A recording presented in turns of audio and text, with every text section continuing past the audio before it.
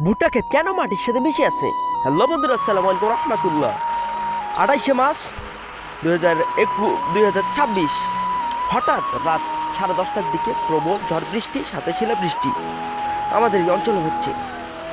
এত ঝড় আর এত বৃষ্টি, তার সাথে এত বড় বড় শিলাবৃষ্টি এর আগে কখনো আমাদের এই অঞ্চলে হয়নি।